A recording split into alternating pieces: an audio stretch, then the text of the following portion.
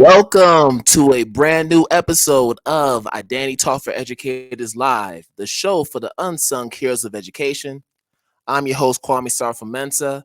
If this is your first time tuning in to the podcast, we welcome you and we hope that you return for future episodes and new content.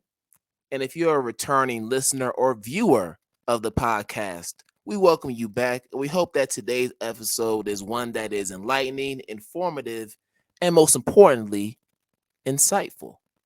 So before we get to the main event, I humbly ask you all to press that red subscribe button on YouTube if you're watching from YouTube, so you can get notifications on future episodes of the podcast, as well as other future visual content that you'll see on the channel. And you should find that under my name, Sarfo-Mensah. So for those who are listening, that's going to be KWAME_MENSAH.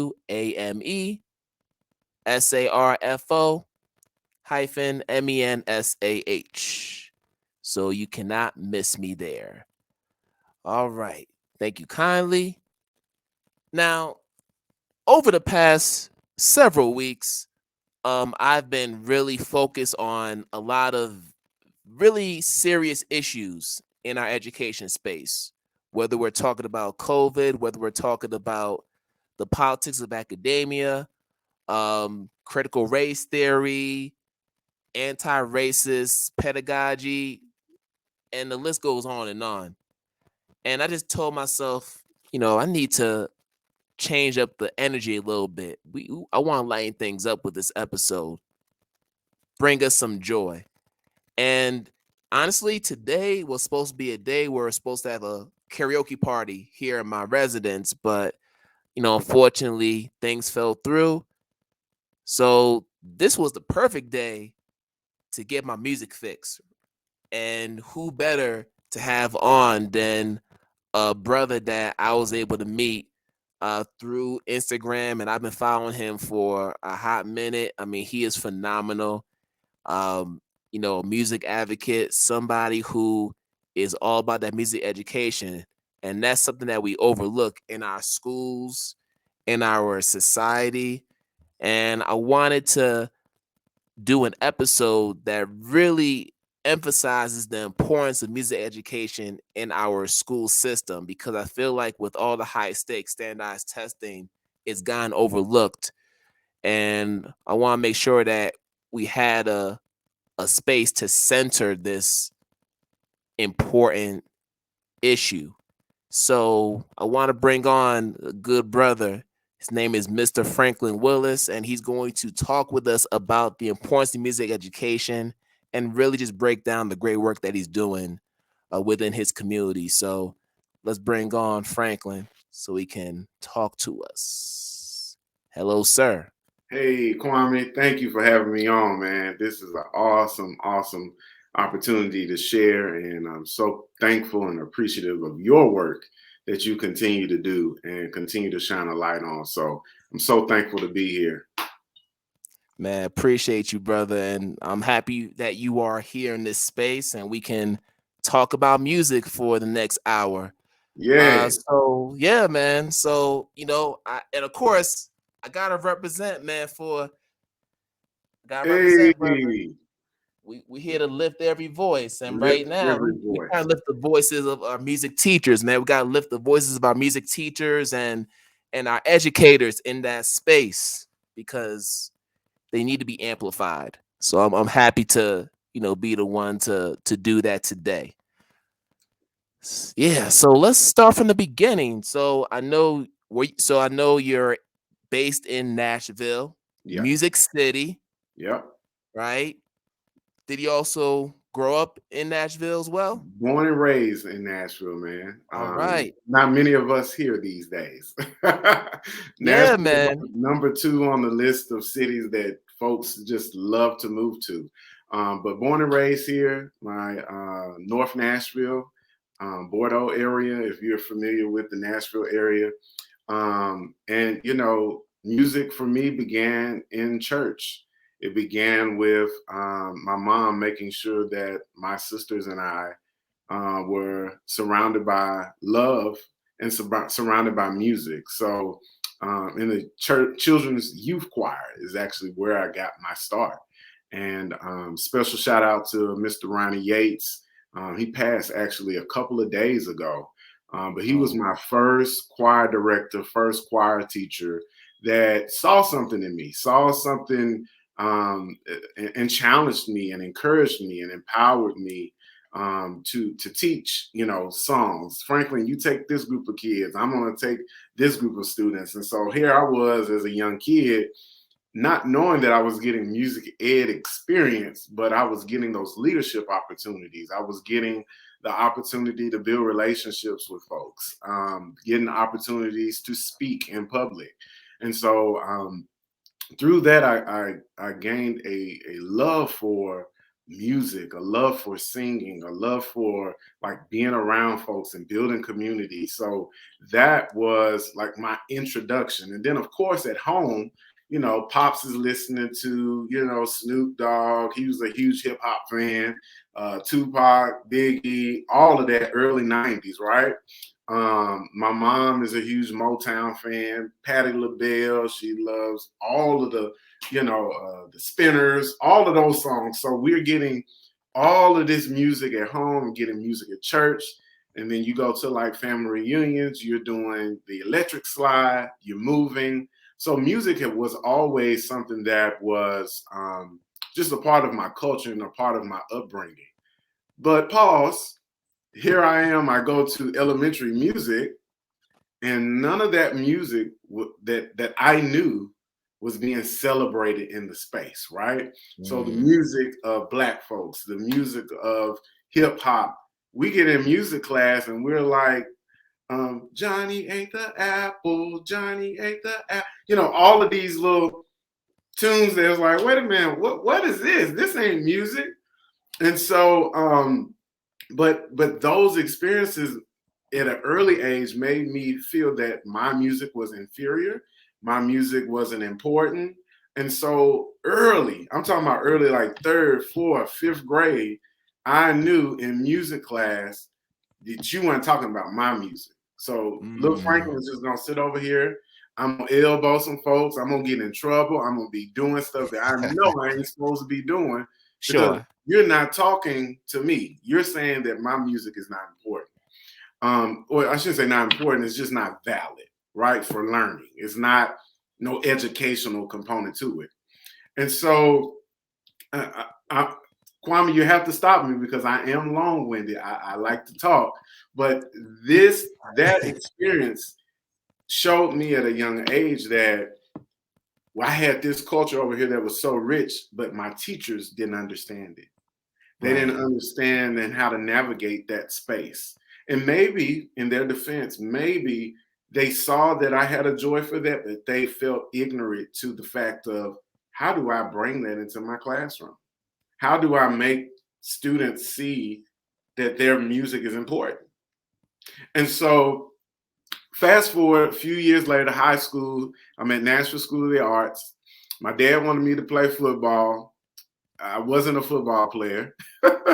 And I auditioned for the Nashville School of the Arts.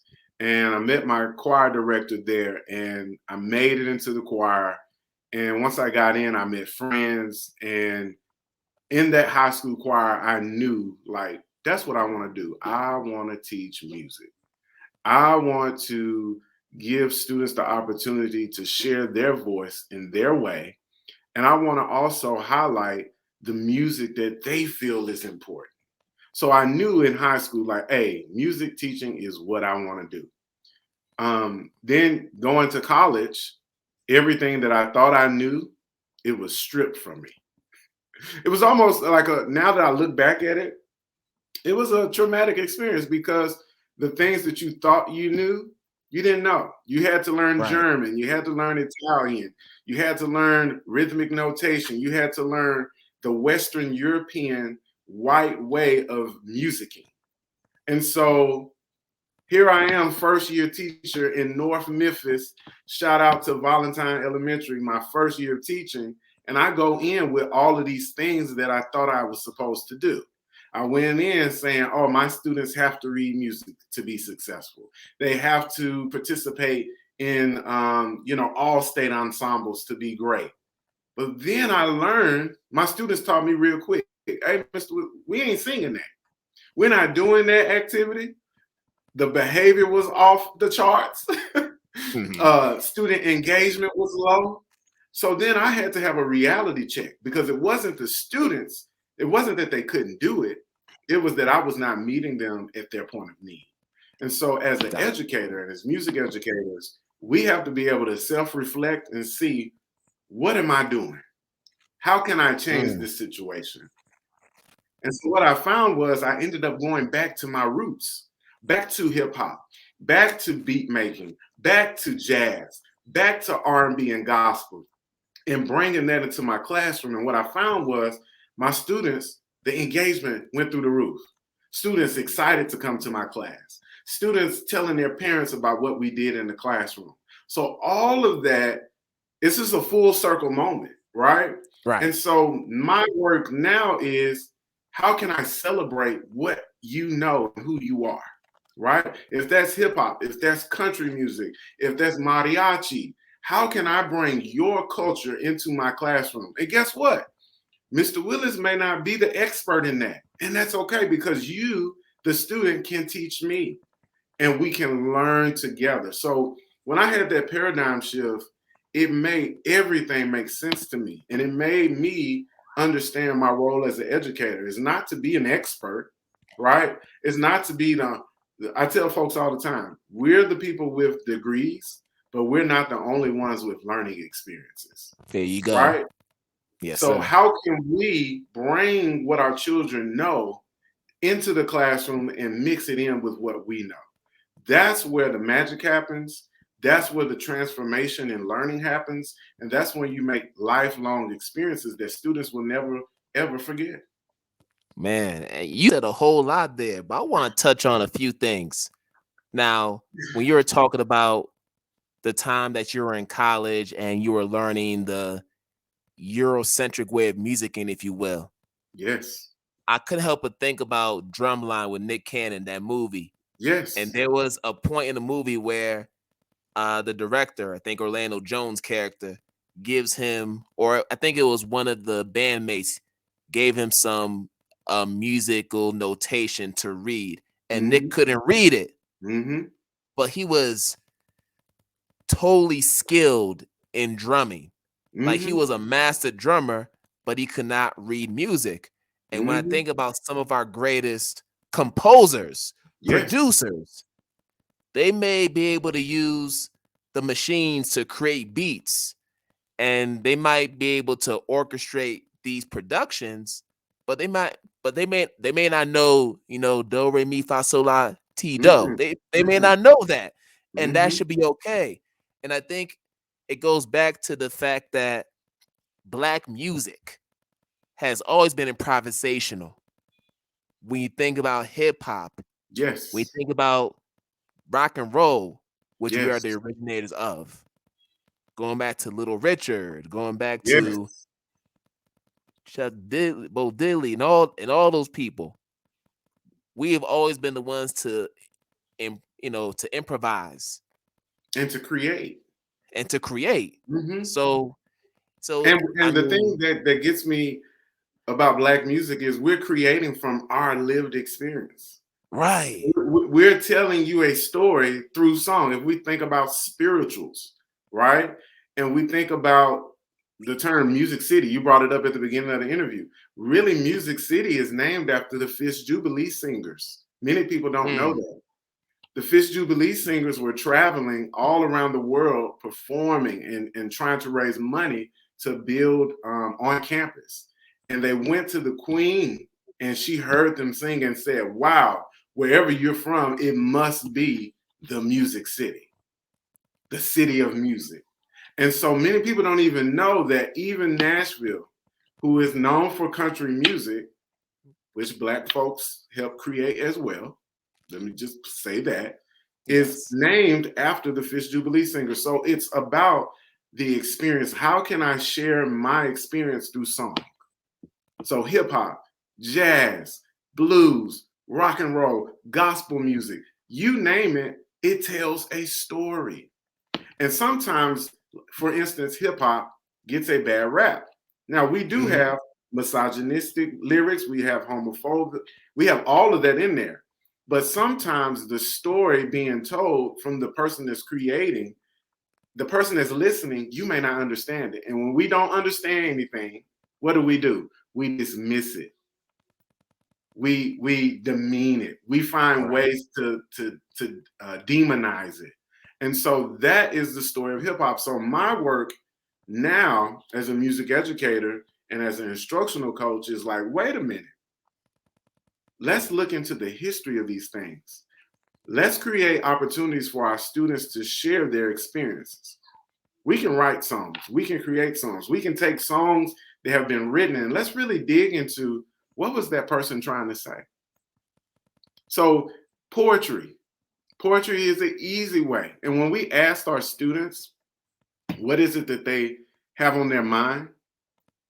If we ask them in the correct way and give them time to process, they will tell you a lot. They will share with you a lot. And so it's about celebrating who we have in our classrooms. Yes. And you may not understand it. It'll take time. But a lot of it is doing that research. And I'm going to say this, and then you can go to the next question. I tell folks, if you feel like you are in a quandary where you don't know anything and you feel lost, I said, I was there. Black, male music education, undergraduate student, in choir with everybody else is white. There may be 2 or 3 other Black folks in the room. And you're singing in foreign languages that you have never heard before. And you're told if you don't learn this, you will never pass. You will never be able to become a music teacher, which is your dream. So I get it. You feel like you're lost. You feel like you're out there. But I had to dig deep and I had to do some homework and I had to figure it out. And so that's the issue that I have with our education system, right? We have to learn all these theories. We have to pass the praxis test. We have to do all of these things that end up becoming barriers for really the most amazing teachers. Some of my best teachers never took the practice. Some of my best teachers never entered into the classroom. And I'm talking about church folks. I'm talking about aunties and uncles who could grab some kids, get some kids together and teach us a concept and take us through a lesson. It may be a life lesson. It may have been really a science lesson. We're outside, we're planning, whatever. But some of the best teachers I've had never passed the praxis. And so I'm not saying that we should overhaul everything, but I'm just trying to bring up the fact that just because you study and you pass the praxis or you got that degree, the learning does not stop there. Come on now. It does not stop there. There you go. And even if you pass the praxis, it's not a guarantee that you'll have the ability to cultivate positive relations with your students. Yes. You just passed a test. Mm-hmm. And with regard to just being in the music classroom, I'm very interested in knowing from you, and I know you're not in the classroom now, and you've transitioned into coaching, which we'll talk about a little bit later on. Okay. Now, you don't sound like a hater. You sound like you embrace the music of today. You know, I know personally, I try to listen to a lot of the trap music and a lot of the newer music, and I respect it because it's part of the evolution of a greater art form, right? But when they talk, when they mumble rapping, when they're using the auto tune, like I don't understand half of the stuff they saying. But my kids can recite all the words, and I respect it. Yeah. So I'm wondering from you, how do you bridge that connection between the music of today, and you are starting to talk about it, but the origins of our music? Because I think what gets lost is the fact that what they're hearing today stems from what we were listening to 30, 35, 40 years ago. But we just haven't bridge the gap for the students to see the connections. And I think that's why there is some division, if you will, between like old school and new school. Yeah. And that's with artists, and Yes. that's even with children and just our Yes. generation. So I'd love for you to talk about that a little bit. Well, it's in every genre, you know. It's in sports, it's in every field. I mean, you know, Yes, it you got is. the folks that say Michael Jordan is the GOAT, then you got folks that say LeBron is the GOAT. And if LeBron played in MJ's era, you know, we don't know what it meant. And MJ played in this era, he would score 80 points a game. Like, you have so many people that have so many thoughts. But when it comes to hip hop, I like to give students and teachers like a overview of what is this music, where did it come from, and I get into like DJ Herc, like creating for a party that he attended and how he used loops and how he loved James Brown. And then you got James Brown on record saying like, this hip hop stuff, I've been talking over bass lines, I've been saying. So I played like Super Bad, James Brown, and I let them hear and I let them move to music, to James Brown's music. I let them dance and create based from rhythmic notation. So I give them an opportunity to experience that, and then you bring them forward and you tell them about, you know, the different artists in the '80s that we were creating. You talk about the Sugar Hill Gang and how they exploded, right? So you give them tools, you give them the research. You talk about the 5 elements of hip hop, which are DJing, graffiti, rapping, consciousness, and dance. So, and then, but with that one, I really like to zone in on that social consciousness, because in essence, that's what hip hop was born of. It was about celebrating where I am right now. If I got a brand new pair of shoes, I'm gonna tell you about my brand new pair of shoes. And we play Run DMC, my Adidas. So you give them like all of this. It's a celebration of who you are as a person through music. And so I do that by using books as well. There's a great book, The Story of Rap, that I use, and it tells the story of rap, literally from the beginning all the way up to now, where we have Cardi B and Jay-Z and Nas. And it's a kid book, it's a picture book, and it shows the youngest of learners where hip hop comes from. It even talks about how some people misunderstood hip hop and wanted to ban hip hop. And so we have those conversations about, why do you think someone would want to ban hip hop, right? Why do you think people were against this music? And so you get students thinking and you get them talking and understanding. And even in my most recent work, I did a college course at Vandercook last summer, where I worked with teachers across the country. It was virtual, but we talked about hip hop and elementary music, and we talked about the stereotypes that exist, right? And we talk about the media representation. Hip hop is not all blinged out, you know, platinum teeth, women twerking. Like that's a section of it, but that's not all of it, right? And so giving them songs to do lyric analysis and break down, what is the rhyme scheme? What is the artist trying to say? How can you convey this song in your classroom? One of my favorite assignments that I did was have teachers create a playlist for their classroom with 10 hip hop songs. And because I get this question all the time, what is appropriate music for elementary music, Franklin? Could you give me a list of songs? I get that all the time. And so to start off with it, I said, I'm not giving you a list. I want you to go listen for yourself. I want you to go research. I want you to get on YouTube. I want you to get on Spotify, Apple Music, wherever you stream, and listen to hip hop music. And I want you to find 10 songs that you could use in your classroom. And you can't just list the songs. You have to tell me how you use that song. Would you use it as a warm up? Would you use it as a SEL closer? Would you use it to teach students some musical component? And what you had was teachers diving in and learning about a Lecrae, right? Who is a gospel hip hop Gospel, artist. yeah. Yeah, and they're like, wait a minute, I never even knew this existed. And so they're able to go in. They're going and listening to Common and Black America again, and how he's talking about deeper issues and social constructs. And so with that project, just as the opener to the semester, people's eyes was being opened. And so I guess just digging into how do we tell the history? How do we make it relevant to our students? And then to your point, the trap music, the current music, how do I bring that in such a way? And let me say this, I tap into my musicianship and I ask music teachers to do the same. We had classes called composition and orchestration that we had to take. So that means we can create.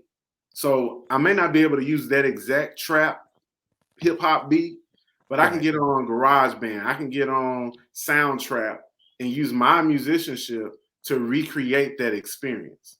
And so instead of us talking about the snowman, right, with Jeezy, we might actually be talking about a snow day. And we rap about what did you do on your snow day?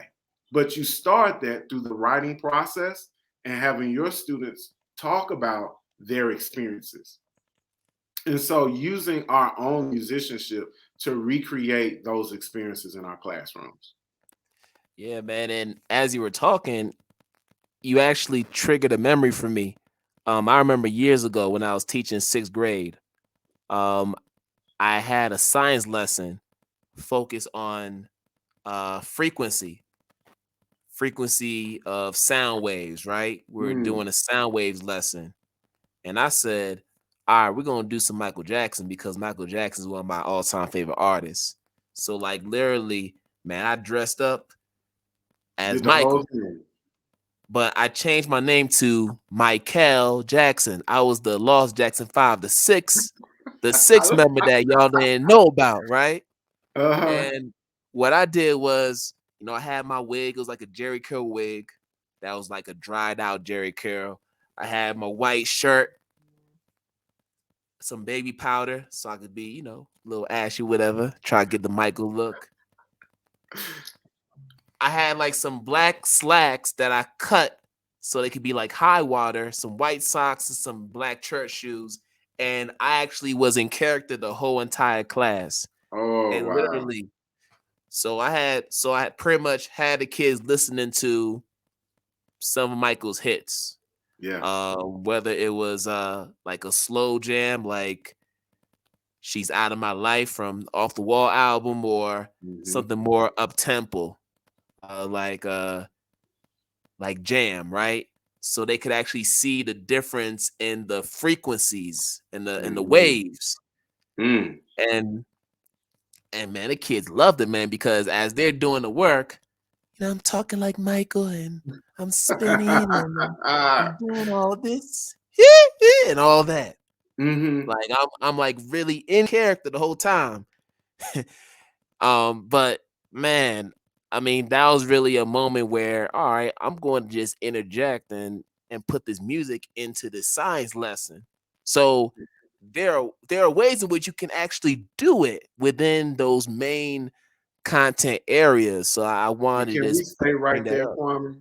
Yeah. Did you read that in a teacher's manual? Did you get that out of a curriculum? Come on, Was bro. that something that was in the teacher's edition? No, it was Nah, something not at that all. you felt and it came to your spirit, to your being, and you gave that creativity to your students. And those are the experiences that our students will remember if they're taking a test, even 10 years later. If they're in a science class at a university and they see something about frequency, they're going to think back about Kwame and Michael Jackson and how you were able to bring that real world experience to them in such a realistic way. And then they'll get that answer right because of that experience. That's Yeah, powerful. man. Yeah, and that still remains one of my all-time favorite moments as a teacher. Yeah. In my 15 years doing this work, that's like top 5. just seeing the joy in their spirit, the happiness in their faces. Like, that was a great day for everybody. And even the kids that usually weren't engaged in class, they were super engaged that day. So that's when you hit the jackpot, as far as lessons are concerned. Yeah. But yeah, let's stay on this, brother, because there's so much to dig here. And I know you are somebody who advocates for culturally relevant learning in a music classroom. Yeah. So within this context, I want to know from you, what specific roles do music teachers play as far as helping other educators within the community build those practices with students? Because that's something that's big now in our space. People want to throw out terms like anti-racism, culturally relevant pedagogy, and they don't really know what it is. They're not demonstrating it. They're just intellectualizing what that is just from what they read. So I want to know, in practice, what does that look like for music teachers as far as helping others do that in their classrooms? And Kwame, the biggest thing for me that I have found is, let's really look at the definition of culturally relevant teaching. It's not Black students and Black music, right? It's not you appropriating the culture. Let me just say that. And I read something this past summer by the GOAT, Gloria Ladson Billings, culturally relevant pedagogy. I think it's called 2.0, the remix. And in that, she says, it seems that culturally relevant teaching has been like just kind of given the diversity, like because you have up a diversity poster or you read a book by a Black author, then you're culturally relevant. And it's like, no, that's not what this work is about. So been co-opted, basically. Yes, yes, yeah. and hijacked, just like much of our music. But that's another conversation.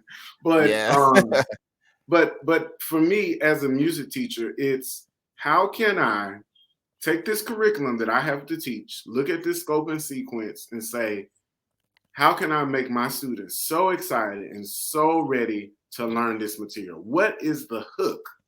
What are we doing to get students engaged?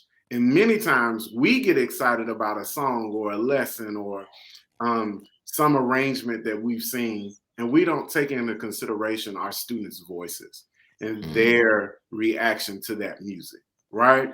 So a lot of it for me was getting to know my community. I taught at a very traditional school. My last school I taught at before I became an instructional coach, where I even had to ask my principals, like, when was the last time y'all hired a Black man as an educator?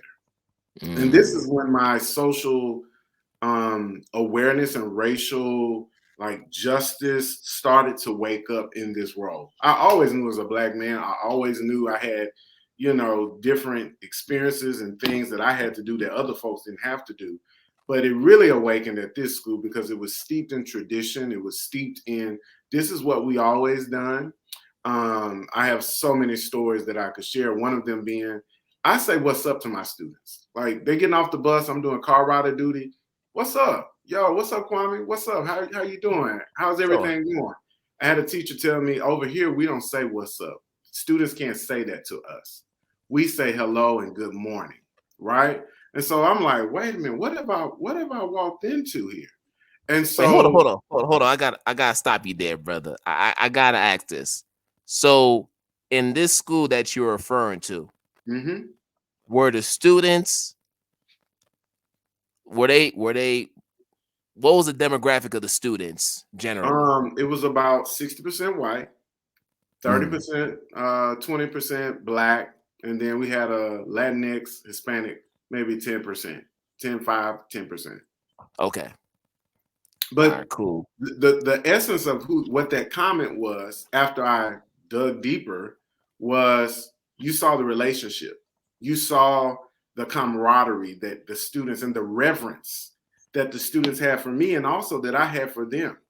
And you saw how in just a few months, Mr. Willis was able to build that rapport with students. So really, it wasn't the tradition. It was, I was not doing things the white way or the right way.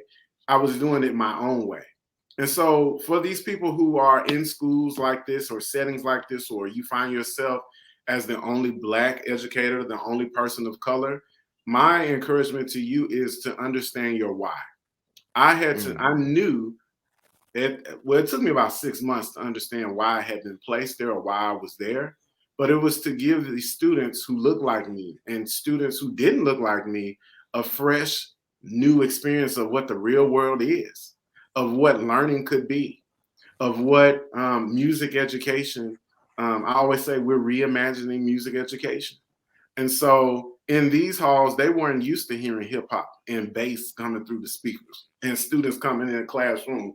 Hey, hey, hey, every classroom, my students enter into some type of song, some type of drum beat. You will hear the drums going. And so it's an excitement. It's a party atmosphere. We're having fun. We're learning. And so when we talk about culturally relevant, a lot of the teachers would start using some of my like phrases. I used to say quiet on the set. That's one of my things to get kids, like to stop. So you start seeing other teachers kind of using some of those attention grabbers. And so all I can say is, in regards to culturally relevant teaching is do not do it to be cool, right? There's a level of coolness and then there's a level of just being authentic and being you.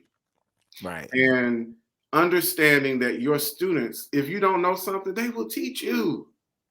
But it takes a level of humbleness. It takes a level of humility to say, hey, I don't know this, but I know this is something that you really love. Let's dive into it together. And that's just kind of my way of learning, my way of teaching is I'm going to hold my expectations. I'm going to tell you exactly what it is that we're going to do. But through that process, you're going to have a say-so in your learning.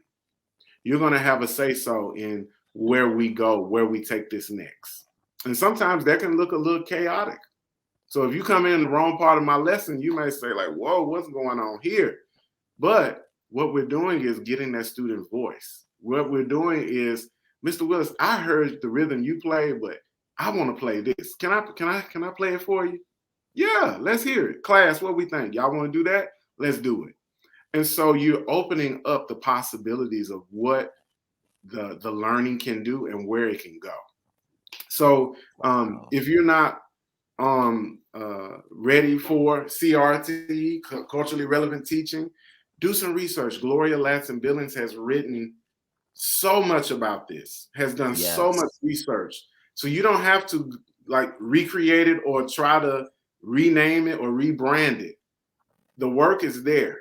Chris Emden, all these folks have done so much research. It's out there, but we have to be willing to embrace that and to go into it. And then I'll say this, Kwame, if you don't know how to do it, I guarantee you there's a teacher that has already done it. Come on now. Find an educator who has already done what you're trying to do. And link with them, connect with them. And don't, this is a tough one because I see some people who do it to me. I get DMs all the time like, hey, where's that hip hop lesson? Where is this? Where is that? And it's like, well, wait a minute. I'm not your resource, like your only resource. But here is what is available. But I'm not the only one that's doing hip hop and elementary music. It's some other folks in your district, in your city, in your town, in your state that is doing this and reaching kids in a unique way. So I kind of hit on a lot, but hope that answers. No, this is great. This is awesome. And just to qualify what you just said, you have a whole community of music teachers on just Instagram alone. Yes. Who are doing some phenomenal work. Yes. And we don't have enough time to name all these phenomenal educators, but they are out there. because I see the work. Yes. I see it in my news feed and I see it in other places. So it's not just Franklin Willis. There are other folks who are doing some phenomenal work that we have to reach out to. But this is what's beautiful about culturally relevant teaching, especially in the context of music, because when you think about student voice in this context, what's great about music, you can vouch for this, is the fact that sometimes mistakes end up being the most beautiful form of music. When you think about, I'll say Miles Davis, for example, I actually had a chance to read his autobiography. He used to, with his band, right? He used to have some white musicians in his band. And of course, with the white musicians, they're coming from like Juilliard and these other prestigious musical institutions, and they're playing the music perfectly, like technically perfect. On point. Right? On point. And Miles is like, nah, don't. That's how he talk. Nah, don't do it like that. Dirty it up. Dirty up the music. And of course, they're looking all puzzled, like, what does it mean? Like, yes, technically that's a mistake. When you dirty up the music, it's a mistake. But what he's saying is sometimes the best music doesn't have to be perfect. Yes. Right? If you think about even like whether we're talking about hip hop, R&B, jazz, pop, whatever genre you want to talk about, some of our greatest artists break rules, whether it's grammar rules, whether it's syntax rules. They may drop the G for, drop the G, in the word just to create emphasis. Like those are intentional decisions. You're making me think about a high school experience. Mary J. Blige was in town, and because I was at the art school, she came to do a workshop with us. And at Nashville School of Arts, we did have a pop ensemble that kind of did like pop music, R&B. But at this particular master class, the Magical Choir was asked to sing for Mary J. Blige. Oh, wow. And so we got up and did this like 1700s piece, and we sang for her, and she clapped or whatnot. And when she got up to do her thing and talk to us, she was like, I respect y'all. Y'all can read that music. But she was like, I can't read a lick of music. If you told me, here, read this, I couldn't do it. But you know what I can do? I can sing from my soul. I can sing from a place that will tell you about my experience. I can sing with my heart. And that is what has gotten me to where I am. And this was like almost 17, 18 years ago. But that experience right there, that was a sign that, wait a minute, it's not all about just curriculum, right? We got to have some culture in there too. We got to be able to bring ourselves into the space. And many times we can't do that because we don't know who we are. True. We can't do it. And I'm talking Black, white, Latinx, whatever. We can't bring ourselves into the space because for so many years in our education system, we have been learning about other folks, right? We've been learning all these theories. We're theoried out. So when it's time to teach children and try to give them SEL, how can you give them SEL and you're not giving SEL to yourself? And so really it turns into a intrinsic spiritual journey. Teaching is very spiritual. Yes, it is. It's a calling. And so, and I'm not going to front, Franklin has had some rough days. I've had days in the classroom, I'm like, why did I sign up for this? Like, man, this is tough. I'm trying to reach them.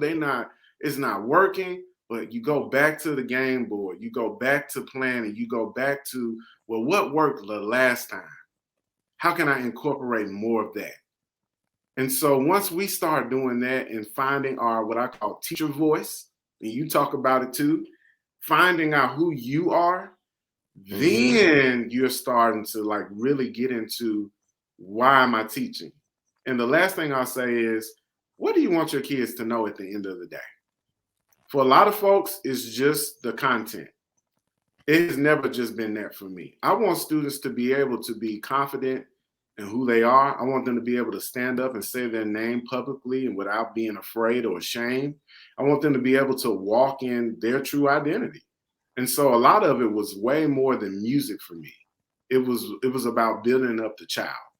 And from there, the music was the easy part for me. But if I can get a child to believe in themselves, if I can get a child to really truly walk in their experience and know that they're not the only one who has faced those hard times or those difficulties, then the music part becomes just like the icing on the cake. But we can't ask our students to do that, and we're not doing it. Wow. Yeah. So music serves as the medium for getting them to understand who they are in terms of their identity. Yes. You know, so it's not about creating the next musician. This is really about like building confidence and self-esteem and self-efficacy in our students so they can stand up tall in this world that can Yes, sometimes be very cruel to them. absolutely. And we don't like to say that to our elementary students in elementary music. We create this fantasy world where everything is pretty and cute, and and I understand that too. I do. But when we talk about like Black History Month, when we talking about MLK, like let's tell our students the truth. There's a video by Kid President that I love to show students about MLK because he tells the story of MLK in a kid way, but it's real. And he says in the video, and I'm paraphrasing, they killed him because they did not want him to achieve his dream. Mm. And after we got through watching that video at the last school I served, I'll never forget, had a kindergarten student and basically raised their hand and said, "So Mr. Willis, back in those times, you couldn't be my teacher." This is a white kid. "You couldn't be my teacher." Wow. And I said, "No, I couldn't." And so when we say our kids can't understand and they can't grasp and they can't process these conversations, yes, they can, and yes, they are. They may not be telling you, but they're making connections of, wait a minute, Jonte did something, he got sent to the office. John did the same thing, and he was just told to sit down. He gets another opportunity, but Jonte got sent to the office and got sent home.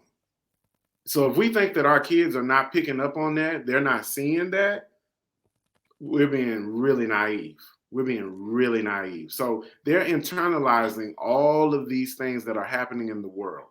They're internalizing all of these things. And so when we come into our classroom and we try to, the sun is shining, la da da, da da Right. da, and we wonder why Jonte is, and we wonder why not locked in, not paying attention. That's why. Those are the things that are happening every day, Kwame. Every day in classrooms Every day. everywhere. And so, just to, go ahead. Yeah, I'm sorry, man, because Go. You're hearing something. And this is why when people try to throw that developmentally appropriate BS to me, I'd be like, no, don't tell me that this is developmentally inappropriate for these early childhood students, for these early elementary students. We can articulate this and present it in a way for them to understand, as you just described in your example, right? There's no such thing as, all right, they have to be a certain age before they understand what's happening in the world around us. So I'm glad that you shared that example, because so often there are folks who want to sugarcoat what's going on, and that's doing our students a disservice when we do it that way. Yeah. We gotta keep it real in a way for them to understand. And you were able to do that. If we don't keep it real, we keep this narrative going, and it serves the system. It serves the white supremacy. It serves that narrative of, our students can't handle that right now. Right. And so my goal is white, black, whoever comes to my classroom, my goal is to serve the student. Right. And then with hopes that, and this has just been my experience, students go home and share that information with parents. So if you wrote a hip hop song, you go home because you're so excited, you're going to share that song with your parents. You're going to share it with your community, your friends. And so that experience, singing, writing, music making, coming up with beats, all of that, it turns into a community affair. And then it's not just Mr. Willis and music, it's our school and music and how we're using music to tell our story. And so that is a goal of mine. No matter where I go, no matter where I'm, working with teachers, working with students, how can I bring a little of you into this assignment, to this song, to this product? And giving myself autonomy to know that success over here at this school is going to look like this. Success over here at this school is going to look a little different. And taking off these perceptions that success has to look the same for everybody. Right. And it's going to be different. Right. And that's really the name of the game. We hear so much about just differentiated learning and, we have to scaffold and do things a little bit differently depending on the child and their needs, and that's the same thing in the music classroom. It's the same thing. You know what I mean? It doesn't change. But I do want to ask one more question before we get down to the lightning round. So I understand that you have made that transition from the classroom to now being an instructional coach for your school district. So I want to know two things. One, what pushed you to leave the classroom that you love so much to now coach other teachers within your district on how to teach elementary music? Well, it was a tough decision because I had cultivated such a rich, loving space where, my students, they could read my brain. They knew, they knew my teaching style. They knew if I introduced a concept that somehow is going to instruments. They knew the entrance procedures. So at the beginning of the school year, while other folks were still going over strategies and how you enter the room and classroom agreements and rules, day one, I hit the ground running. Like, we doing instruments, we doing all of this. So one of my close friends, I applied for the position. One of my close friends was like, Franklin, this will give you an opportunity to impact more students and more teachers. Instead of just your school community, you're able to touch and reach. The reach is going to be much wider. And went and did the interview and got the call back. And I can't lie and say it's all been great, because as a coach, your role is you're not the star. You're supporting the stars. You're supporting LeBron and Michael Jordan and Larry Bird. And so I've kind of had to step back, because my goal is not to show you that it can be done. Like, I used to think that when I went into the classrooms and the teacher was struggling and something was not going right, that I had to step up and say, oh, all you got to do is boom, boom, boom, boom, boom. And then the kids work with me and they're excited. And then the teacher is left saying, like, well, that's how you did it, but how do I do it? And so now my role is, how can I support you? What went well with that lesson? What was something that you want to work to better for the next lesson?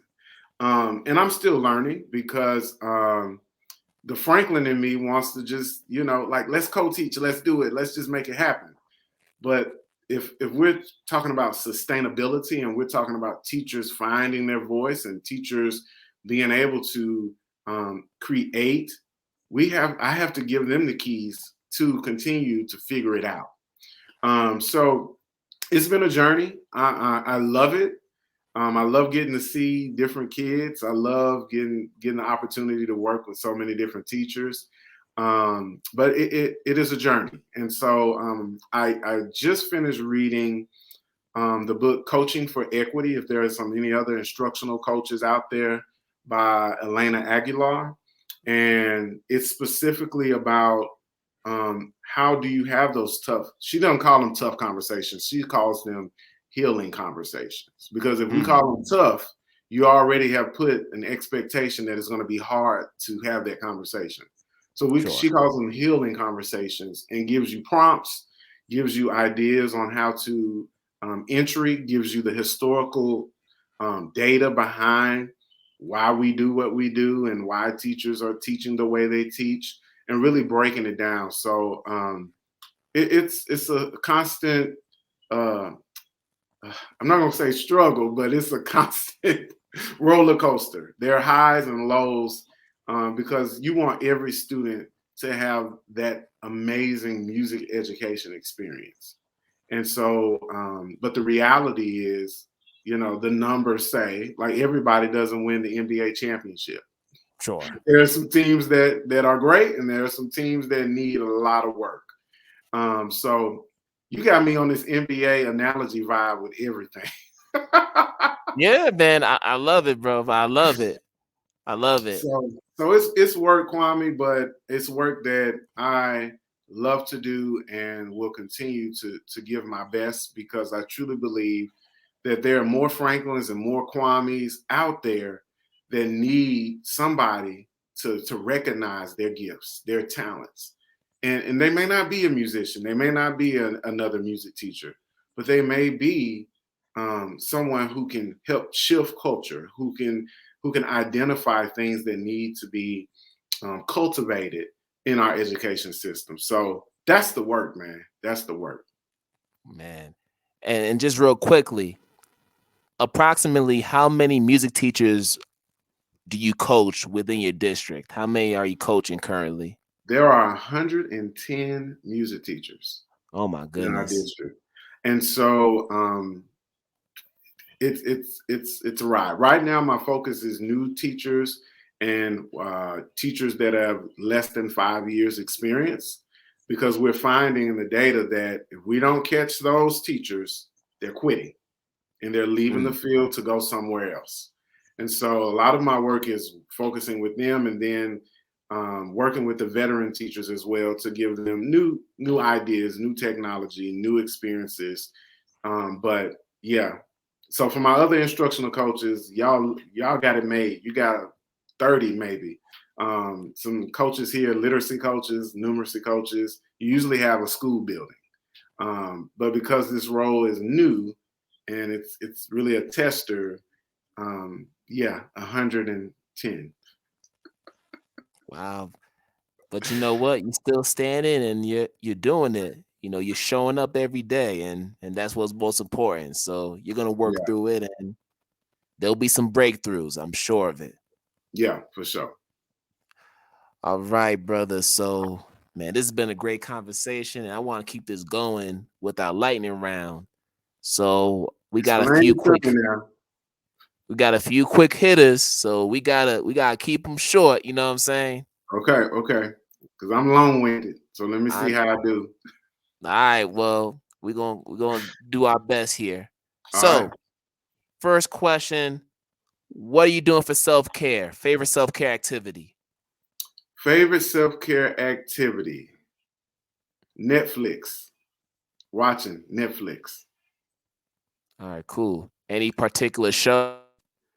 I just got on the Squid. Is it the Squid Game? Oh my goodness! You the It's third it's person who intense. said that today. You the third person who said that today. You like a Korean show, something like that?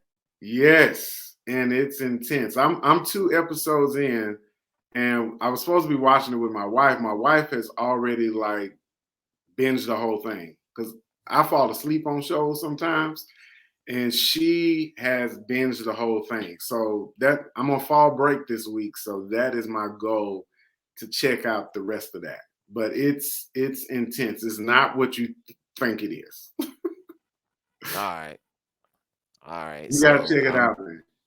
I'm gonna have to now. You're the third person who's mentioned it today alone. So Oh wow. that's a sign. That's a sign, man. I gotta check it out. Yeah. All right. So we do a game here called Start Bench Cut.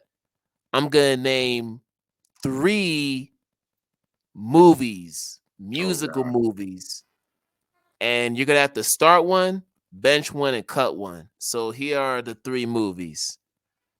We have Sister Act 2, Back in It, personal favorite of mine.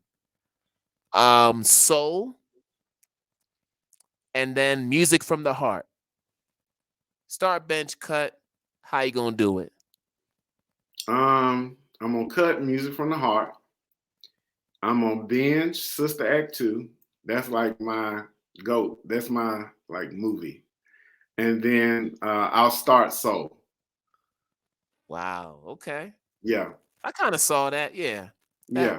I kind Yeah. of saw that. And then good choices. And then if you can invite 3 influential figures, dead or alive, to dinner, who would they be for you? Wow. Um, First one would have to be Robert Nathaniel Dett.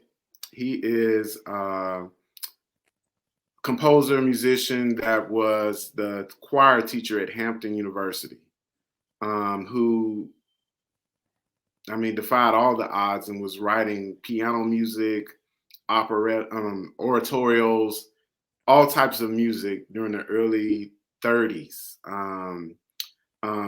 I would love to just sit and hear him talk and share his experience. That's one. The next one would be Oprah Winfrey. Oprah is just how she is able to reinvent herself and stay relevant and positive. Is just, I love it. Business savvy, all of the things. So Oprah, Robert Nathaniel Dett, and last person, I had to say my dad. I know some folks will be like, "What?" But my dad died tragically when I was very young in a car wreck, and you know, I hear people always tell me like, "You look like him, you sound like him, y'all both have the same like swag," and I just would love to like chop it up with my pops, like just to say like, "Hey, you know, what's going on? What was your life experience?" So, and I know he's not famous to some folks, but he's famous to me. So, Hey, but yeah, that's your table. This is your dinner table. So it could be whoever you want. No judgments from me, no yeah. judgments from anybody else, man. But Franklin, brother, thank you so much. Hopefully we did music education justice today on this I pray podcast. we did. I pray we did. You know, and with these podcasts, I'm just so thankful for the opportunity to share. And if there's one thing that I said that sparked some creativity or sparked some like curiosity, I think we did our job. And if it reaches one person, that's what it's all about. So Kwame, we appreciate you and thank you for having me on your platform, brother. Yes, sir. And before you go, and this is the most important question, all right, because we all about amplifying our educators. So if you could just share with us your information on social media so that people can follow what you're doing. And then also, we didn't get a chance to talk about your entrepreneurial endeavors, right? We ain't Oh talk about yeah, Prince Rhythm Company now. We got to talk about yeah. Prince Rhythm now.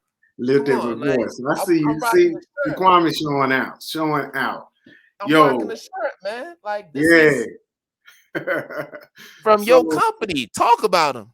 so you can find me on Instagram, Facebook at F Willis Music, FWILLIS Music. My website is fwillismusic.com.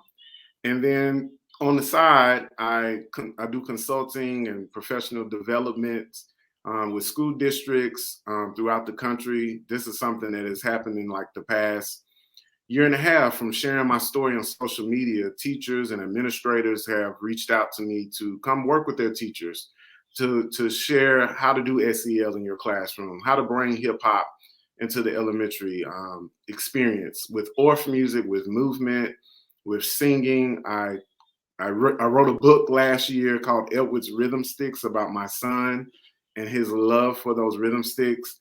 And teachers across the country have been using it as a resource to get their students involved with music.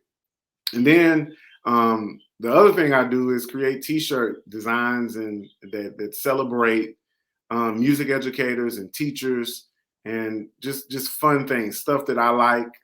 It really started off as just me wearing a shirt that said "More Than a Music Teacher," and other teachers like, "Hey, where you get this shirt from?" And I'm like, "Well, I designed it."